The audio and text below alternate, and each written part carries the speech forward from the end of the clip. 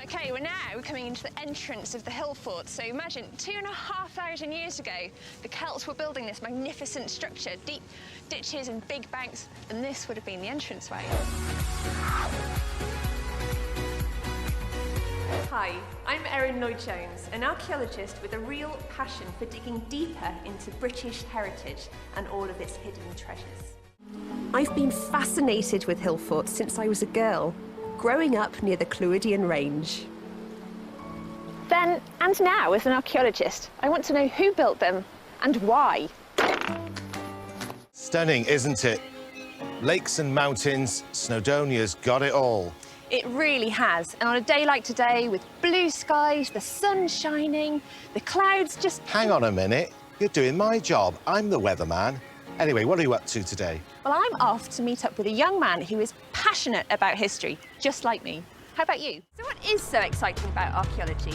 Well, every item tells a tale, even a tiny piece of metal. So imagine the stories that lie behind a delicate hairpin, maybe an ancient rubbish heap, or even a body. Archaeology brings history alive and puts the people back into the past. It was back in 1942 that a former greenkeeper here did just that, stumbling upon an incredible hoard of Iron Age objects. His name was William Owen Roberts. A document was rediscovered in the Vatican archives dating back to 1600. It mentions Paititi by name and says it's 7 leagues from Cusco. One of these was Strata Florida, or Ystrad Fleur in Welsh. Its name translates to the Vale of Flowers, and it was here that a great Cistercian abbey once stood.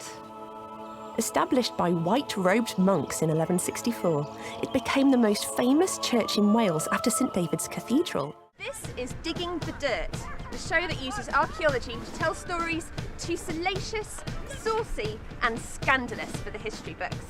This week we'll be looking at 50 Shades of Clay, sexy objects discovered, more suited to the after hours.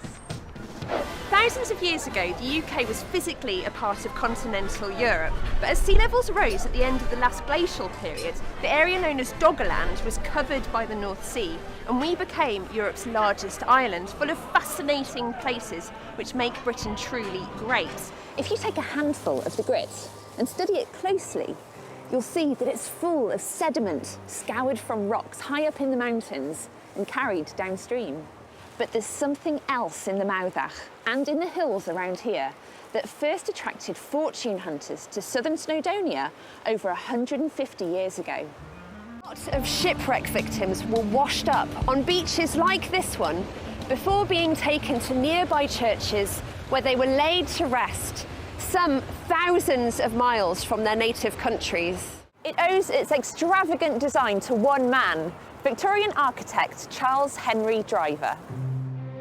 Driver was prolific. His flair for decorative ironwork can be seen all over the world. It's the Victorian piers and pleasure palaces he designed that are his most obvious legacy. It's not just a stone circle. It's full of archaeology and so much mystery. It's a whole landscape of the past, a complex spanning thousands of years, the meaning of which long forgotten. So for archaeologists, the race is on to learn as much about it as they can before it's gone forever. And while you're looking at the bigger picture, I'm going to be taking a closer look at the stories of some of the individuals involved. Sounds great. We can swap stories at the end. See you in Llandaff. I'll be there. Good luck. Bye. Wish I was still in the hot tub. Or will a cup of tea and a Welsh cake do the trick? Now you're talking. Let's go and find a cafe. From us in Pembrokeshire, it's goodbye. Bye. So thanks for letting me share my world with you. I hope you enjoyed, and I'll see you next time. Well, she said it was steep, and it is. It's not really.